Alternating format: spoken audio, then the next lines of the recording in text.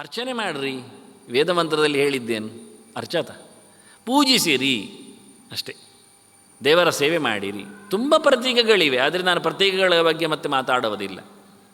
ಹಿಂದೆ ಅಷ್ಟಾಂಗ ಯೋಗದಲ್ಲಿ ಬಂದಾಗ ಸ್ವಾಧ್ಯಾಯ ಹರಿಪೂಜನಂ ಇತ್ತು.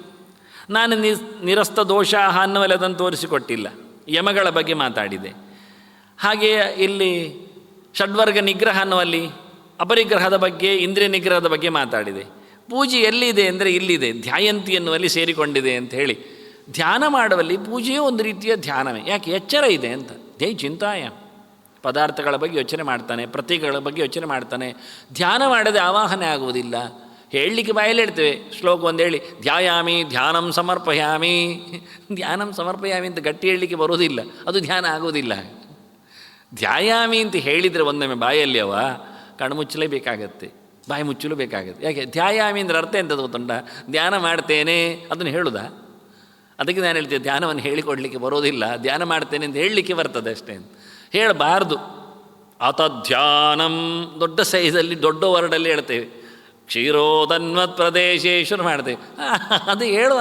ಅತಧ್ಯಾನಂ ಅಂದರೆ ಧ್ಯಾನದ ಕತೆ ಹೇಗೆ ಅಂತ ಅವ್ರು ನಮಗೆ ಹೇಳು. ಅಲ್ಲಿ ಎಷ್ಟರವರೆಗೆ ಬಂತಂದರೆ ಉದ್ಯುದ್ಭಾಸ ಸಮಾಭಾಸ ಚಿದಾನಂದೈಕ ದೇಹವಾನ್ ಚಕ್ರಶಂಕದಾಪದ್ಮಧರೋ ಧ್ಯೇಯೋಹಮೀಶ್ವರ, ಚಕ್ರಶಂಕಧರ ಧ್ಯೇಯ ಅಹಂ ಈಶ್ವರ. ಇದು ನಾವು ಹೇಳುದು.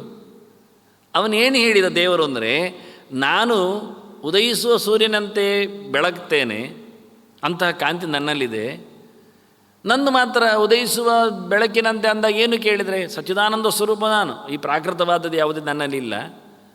ನನ್ನ ಕೈಯಲ್ಲಿ ಚಕ್ರಶಂಕ ಎಲ್ಲ ಇದೆ, ಗದಾಪದ್ಮಗಳಲ್ಲಿ ಇಟ್ಕೊಂಡಿದ್ದೇನೆ, ಚಕ್ರಶಂಕ ಗದಾಪದ್ಮ ಧರಹ. ಹಾಗೆ ನಾನು ಧ್ಯಾನಕ್ಕೆ ಯೋಗ್ಯ, ನೀನು ಚಿಂತನೆ ಮಾಡಬೇಕು. ಧ್ಯೇಯ ಅಹಂ ಈಶ್ವರ, ನಾನು ಪ್ರಭು ಸ್ವಾಮಿ ಇದ್ದೇನೆ, ನಿನ್ನ ಒಡೆಯ ಇದ್ದೇನೆ, ಅಂತರ್ಯಾಮಿ ಈಶ್ವರ ಸರ್ವಭೂತಾನಂ.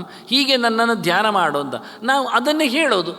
ಚಕ್ರಶಂಕ ಗದಾಪದ್ಮ ಧರೋ ಧ್ಯೇಯೋಹಮೀಶ್ವರ ರಶ್ಮೀಧರಾಭ್ಯಾಮ, ಅವನು ಹೇಳಿದ ಗೆರೆ ನಾವೇನು ಹೇಳೋದು? ಇದು ನಮ್ಮದು ನಾರಾಯಣ ಧ್ಯಾನ.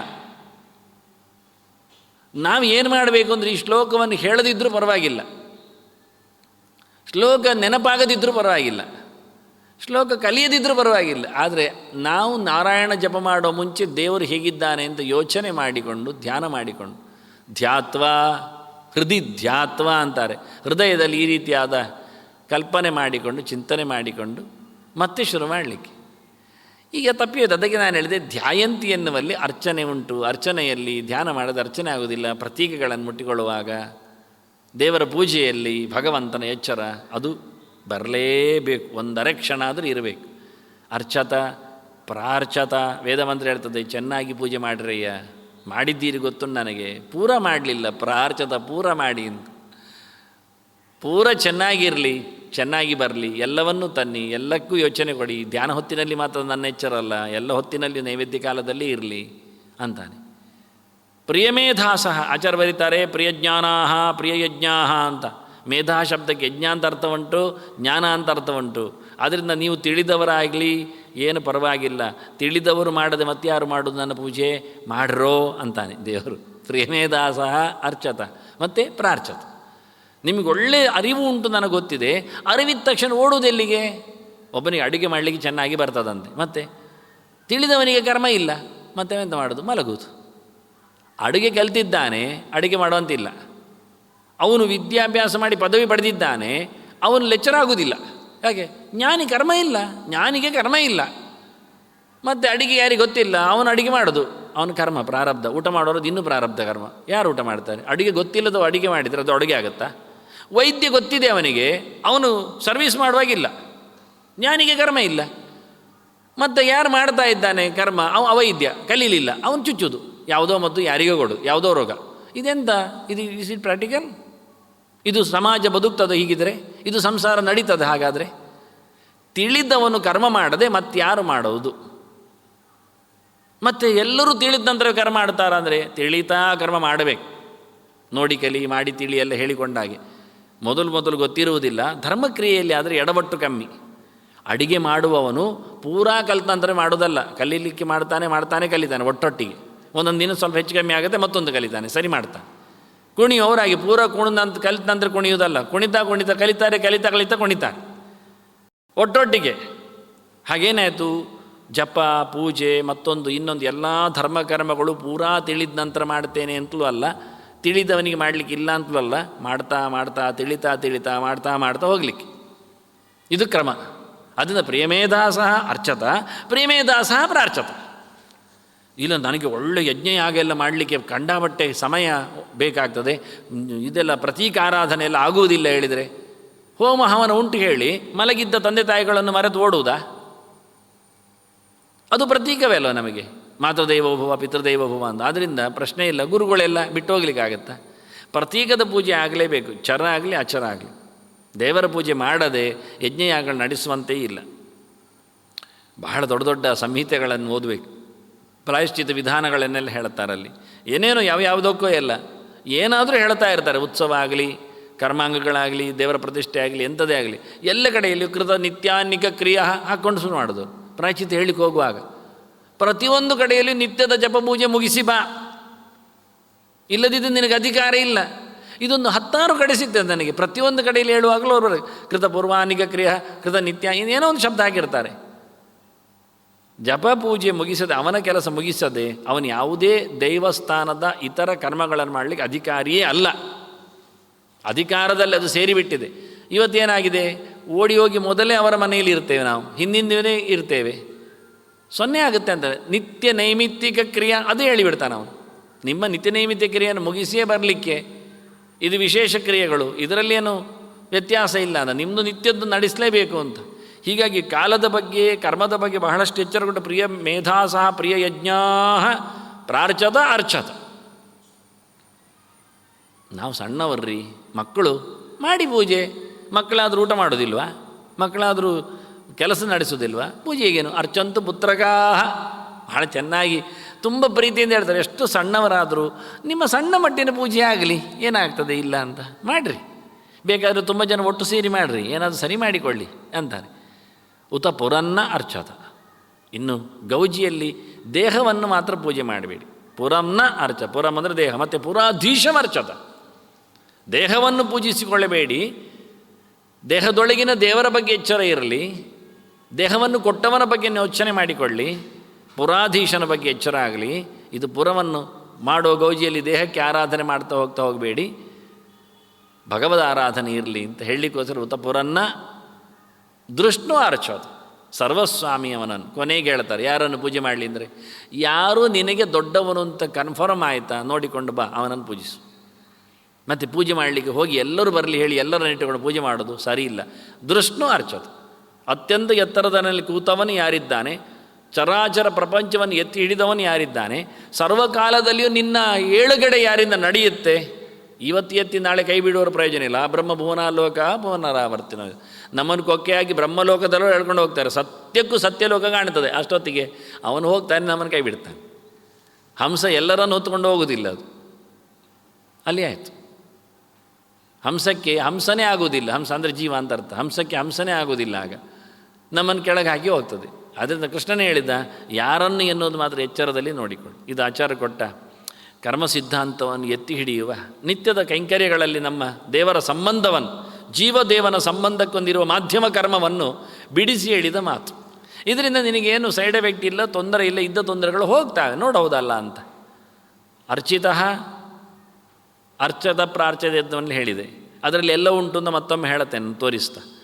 ಎರಡನೇದ್ದು ಸಂಸ್ಮೃತಃ ಅಂತ, ದೇವರ ನೆನಪು ಮಾಡಿಕೋ ಅಂತ, ಪೂರಾ ನೆನಪು ಮಾಡಿಕೋ ಅಂತ, ಗಟ್ಟಿ ನೆನಪು ಮಾಡಿಕೋ ಅಂತ. ಯಾರನ್ನು ಕೇಳಿದರೆ ಪ್ರಾಯಶ್ಚಿತ್ತಂತೂ ಸರ್ವೇಷಾಂ ಹರಿ ಸಂಸ್ಮರಣಂ ಪರಂ. ಎಲ್ಲಕ್ಕೂ ಪ್ರಾಯಶ್ಚಿತ್ತ ಏನು ಕೇಳಿದರೆ ಹರಿಸ್ಮರಣೆ.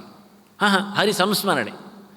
ಸ್ಮರಣೆ ಅಂದರೆ ನೆನಪು ಅಂತ ಹೇಳಿದೆ. ನೆನಪು ಹಾಗಲ್ಲ, ನಿಮಗೆ ಅಥವಾ ನಮಗೆ ನಮ್ಮ ನೆನಪು ಆಗುವುದು ಹೋಗುವುದು ಅಂತ ಉಂಟಾ? ಸಾಧ್ಯವೇ ಇಲ್ಲದ ವಿಷಯ ಅದು. ಹಾಗೊಂದು ಆಗ್ತದೆ ಕೇಳ್ತೇವೆ ನಾವು.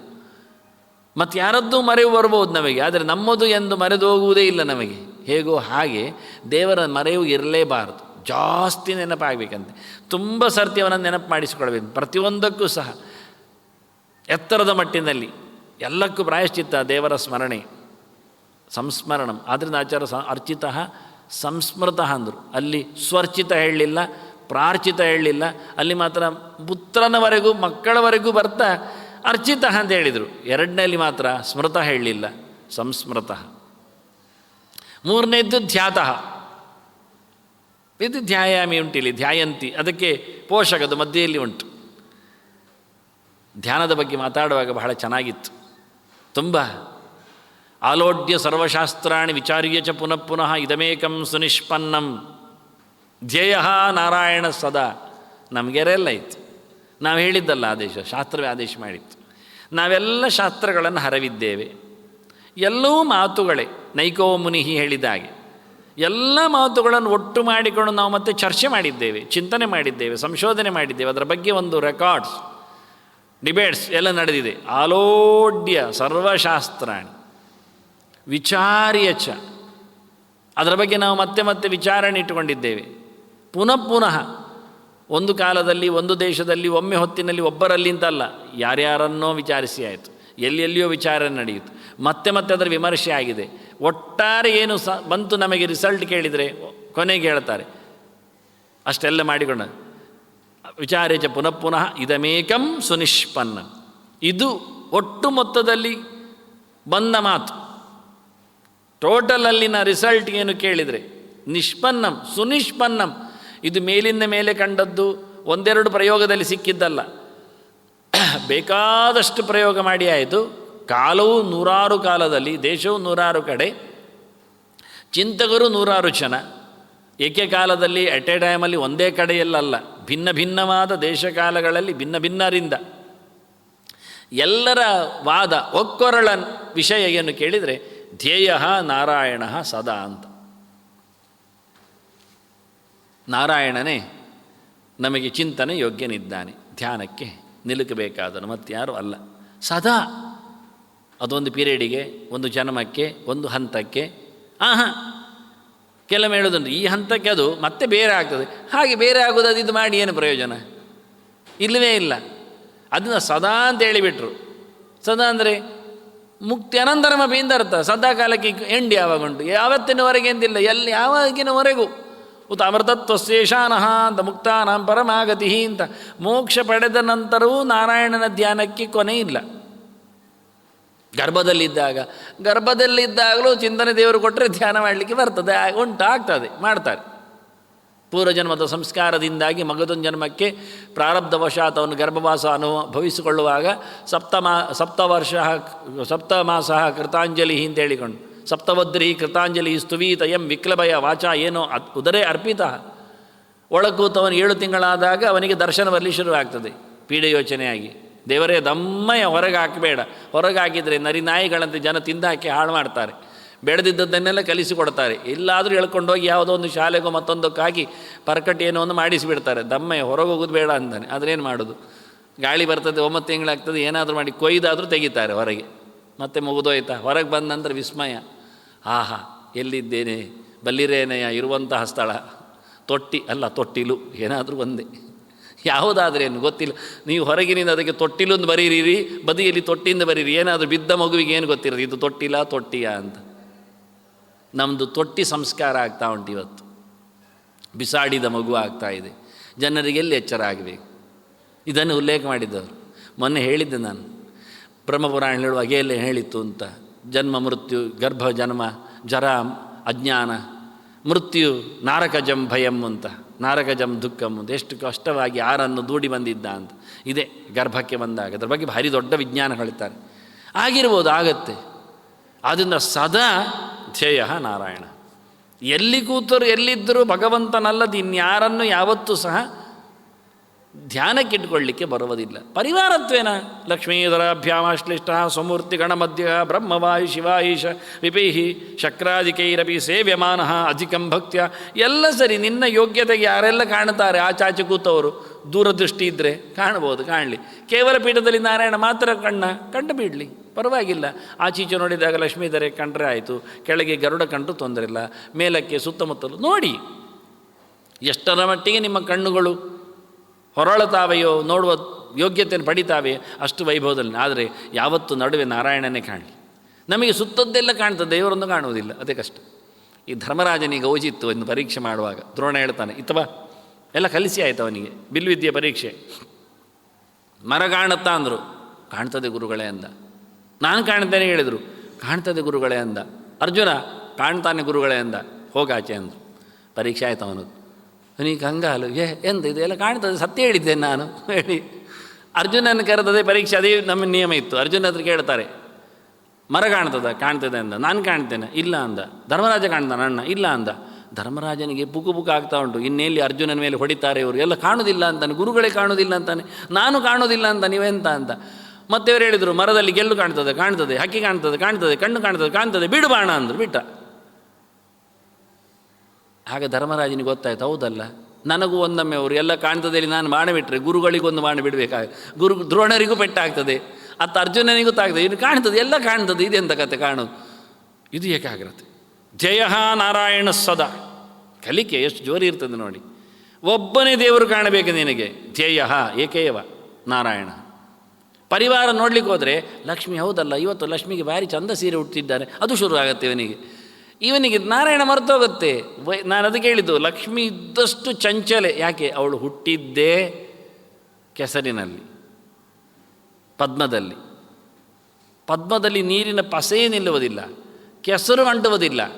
ಈಗೆಯೋ ಎಲ್ಲಿ ಕಾಲಿಗೆ ಕೆಸರಂಟುತ್ತೋ ಅಂತ ಕೊಸರಿಕೊಂಡೇ ಹೋಗುವವಳು, ಮಹಾ ಚಂಚಲೆ. ಯಾರ ಕಿಸೆಯಲ್ಲಿ ಯಾವತ್ತೂ ತೂತಿಲ್ಲದಿದ್ದರೂ ಪೂರ್ತಿ ನಿಂತದ್ದಿಲ್ಲ ಅವಳು. ಹರಿದಾಡುವುದೇ ಅವಳ ಕೆಲಸ. ಹಾಗಿರುವಾಗ ನಮ್ಮ ಮನಸ್ಸು ಎಷ್ಟು ಜೋರಾಗಲಿಕ್ಕಿಲ್ಲ. ಅದನ್ನು ಯಾರನ್ನು ಬೇಡ ಅಂದರು. ಜಯ ನಾರಾಯಣ ಸದ. ಅದರಿಂದ ಎಷ್ಟೋ ಕಡೆಯಲ್ಲಿ ಎಲ್ಲ ಪ್ರೋದಿತ ಆದಿತ್ಯವರ್ಣಶ್ಚ ಸೂರ್ಯಮಂಡಲ ಮಧ್ಯ ಚಕ್ರಶಂಗಧರೋಂಕಸ್ತೋರ್ದ್ವಯ ಧ್ಯೇಯವಚ ಅಂಕಲಿಯಲ್ಲಿ ನೋಡಬೇಡಿ ಯಾರನ್ನು, ದೇವರನ್ನು ಮಾತ್ರ ನೋಡಿ ಅಂತ. ಲಕ್ಷ್ಮೀ ಧರೆ ಇರ್ದೇ ಇರ್ತಾಳೆ ಮಾರಾಯರೇ. ಶಂಖಚಕ್ರ ಎಲ್ಲ ಲಕ್ಷ್ಮಿಯೇ, ಯಾಕೆ ನೋಡಬೇಡಿ ಹಾಗೆ. ಚಕ್ರವೇ ನೋಡಿ. ಅದರಲ್ಲಿ ಮತ್ತೆ ಚಂದ ಮಾಡಿ ಚಕ್ರದಲ್ಲಿ ಲಕ್ಷ್ಮಿಯ ಮೋರೆ ಮಾಡೋದು, ದೊಡ್ಡ ಮೂಗುತಿ ಹಾಕೋದು, ಮತ್ತು ಕೊನೆ ಅದನ್ನೇ ನೋಡ್ತಾ ಇರೋದು ಎಲ್ಲ ಬೇಡ ಅಂತ. ನಾ ಇವತ್ತು ದೀಪಾರಾಧೆಲ್ಲ ಮಾಡುವಾಗ ಮಾಡಲಿಕ್ಕುಂಟು. ಅಲಂಕಾರ ಮಾಡುವಾಗ ಹೂಗಳು ಹಾಕಿದಾಗೆ ಸೀರೆ ಎಲ್ಲ ತೂತಿ ಅದಕ್ಕೆ ಮತ್ತು ಎತ್ತರದ ಎದೆ ಎಲ್ಲ ಮಾಡಿಕೊಂಡು ಕೊನೆಗೆ ಅರ್ಚನೆ ಮಾಡುವಾಗ ಅದೇ ಕಾಣೋದು ಅವರಿಗೆ. ಅದಕ್ಕೆ ಇವರು ಅದನ್ನು ತಪ್ಪಿಸ್ತೀವಿ. ನಾವು ಎಷ್ಟು ಚೆನ್ನಾಗಿ ಕಾನ್ಸಂಟ್ರೇಟ್ ಮಾಡಿ ಅಂತಾರೆ, ಧ್ಯೇಯ ನಾರಾಯಣ ಸದಾ ಅಂತ.